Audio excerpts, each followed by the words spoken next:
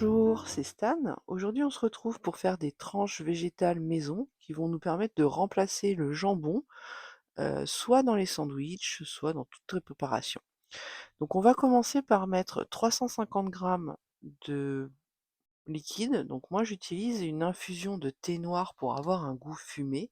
Vous pouvez utiliser aussi du vin blanc. Vous pouvez aussi utiliser simplement de l'eau si vous voulez pas vous prendre la tête. Dans un verre à côté, on va rajouter 50 grammes de liquide auquel on va venir mélanger 25 grammes de fécule de maïs, la maïzena. L'idée du jambon végétal, c'est de faire une base de sétan, donc avec une base liquide et la poudre de gluten. Donc on va faire dans la base liquide une sorte de béchamel. L'idée, en fait, c'est comme à chaque fois qu'on prépare du sétan, c'est d'avoir une base sèche, donc à base de poudre de gluten, et une base humide à base d'eau, principalement, ou à base d'un jus quelconque. Donc là, nous, ce qu'on va faire pour avoir une saveur de tranche végétale, c'est qu'on va partir sur une base un petit peu de béchamel, c'est-à-dire qu'on va épaissir. Donc dans ma casserole où j'ai mis mon thé ou mon liquide, vous choisissez, je vais mettre une grosse cuillère à soupe d'ail en poudre, un d'ail concassé, sec. Je vais mettre 2 cuillères à soupe de paprika. L'idée étant de bien relever le bouillon pour avoir des saveurs, sinon le gluten c'est quelque chose qui est très neutre. Je vais rajouter de l'ail en poudre, donc moi j'aime bien le petit goût un peu fumé, je trouve, de l'ail en poudre, mais chacun fait comme il veut. L'idée c'est d'être un peu créatif. Je vais rajouter pour le côté, vous savez, un petit peu, piquant du jambon dans mon souvenir, je vais rajouter 1 cuillère à soupe de vinaigre de cidre, 2 cubes de légumes, toujours dans l'idée de donner du goût. Alors bien sûr, si la veille vous avez fait de la farine lavée, mon autre vidéo, vous pouvez très bien garder le jus à la fin, le mixer et prendre vos 400 grammes de liquide dans ça, hein, il y a aucun problème. Ça évite la perte. Là, c'est que j'ai pas fait de farine lavée avant. On va rajouter 10 grammes de sel. Je vous noterai de toute façon toutes les proportions que moi j'utilise dans la description de la vidéo. Donc là, je vais rajouter 50 grammes de levure maltée. La levure maltée, on appelle ça aussi de la levure nutritionnelle. Ça va rajouter un petit goût un petit peu fromager chaud. Vous pouvez aussi dans votre base la commencer avec un lait végétal. Heu, Moi, ce que je vais faire pour avoir un côté un petit peu crémeux, je vais rajouter un yaourt. Donc si vous prenez un base de lait végétal, pas forcément besoin de yaourt. Moi, j'aime bien en rajouter un pour avoir un côté un peu crémeux. On va mettre la préparation à chauffer. L'idée est de, dissoudre tous les aromates dedans et d'avoir quelque chose de liquide parce que là, forcément, avec tout ce qu'on a mis, on a des morceaux et des grumeaux. Donc l'idée est de bien dissoudre pour pas avoir les grumeaux.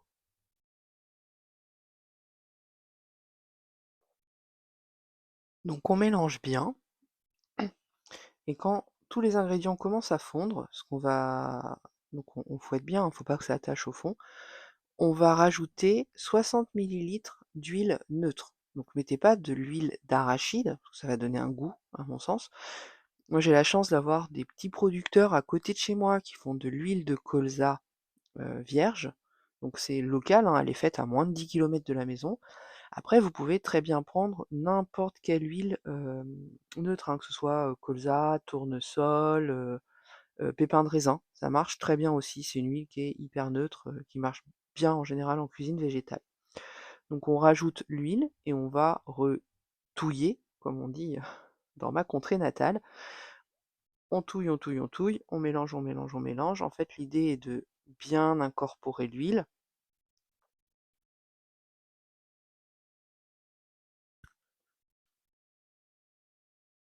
Une fois que ça commence à légèrement frémir, on va rajouter notre mélange, liquide maïzena pour faire notre béchamel et là, on mélange bien, on fouette, on fouette, on fouette, on fouette pour, jusqu'à ce temps que le mélange épaississe et surtout là, il faut donc on met un feu doux.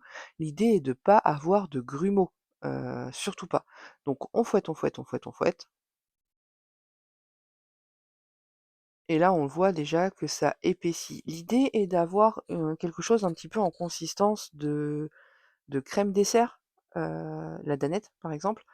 Heu, Vraiment une consistance bien crémeuse, bien, épaisse, mais pas quelque chose de solide. Et on va transférer dans un plat et on va laisser refroidir parce que là, on va vraiment rentrer dans le pétrissage et on va mettre les mains dedans. Donc l'idée est de pas se brûler. En général, ce que je fais, c'est je commence quand je fais mes batchs, je prépare ma béchamel, pour mes jambons et je vais attendre, gentiment, je fais tout ce que j'ai à faire et après je vais refinir le jambon en dernier. À ça, une autre préparation, donc on la remélange parce qu'il y a une petite peau qui se forme dessus. On va ajouter 400 grammes de gluten. Donc là, je montre de l'autre côté parce qu'en même temps, je faisais un live sur TikTok pour l'expliquer en direct. Donc quand on rajoute les 400 grammes de gluten, après, on va mélanger. Donc je conseille de mélanger directement avec les mains. Donc l'avantage de mélanger directement avec les mains, c'est qu'on va sentir vraiment comment le gluten crée les fibres. L'idée d'utiliser du gluten, c'est que, je vais vous montrer à la caméra, ça va créer un réseau fibreux qui va avoir une certaine mâche, un petit peu comme la fibre musculaire. Vous pouvez aussi, si vous n'avez pas la force ou pas le courage ou pas envie de vous salir les mains, vous pouvez très bien le faire avec un robot pâtissier. Si c'est un robot pâtissier, je vous conseille de le laisser, mixer, enfin, pétrir environ 10 minutes. Plus exactement, vous mettez le gluten dans le liquide, vous pétrissez une première fois, vous laissez reposer le temps que le gluten s'active, comme on a fait là, et après vous pétrissez 10 minutes. Là, pareil à la main, vous pétrissez une première fois, vous pouvez utiliser une cuillère, hein, pour pas vous salir, vous attendez 10-15 minutes et là vous y allez gaiement à la main. L'idée est d'avoir vraiment une boule qui va s'étirer, qui va résister pour essayer de recréer cet aspect de fibre musculaire, comme le fait, comme un vrai muscle, comme une cuisse de cochon, pardon. Donc là, en fait, je voulais peser pour savoir combien, j'avais de gluten, à la fin. Avec les proportions que je vous donne, vous obtenez environ un bon kilo de jambon. L'avantage, en fait, c'est que ça va très, très bien se congeler.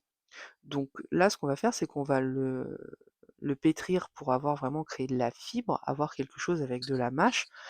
L'idée est de pas avoir quelque chose qui va ressembler aux tranches, Fleury-Michon pour ceux qui connaissent, et moi je trouve un peu pâteux.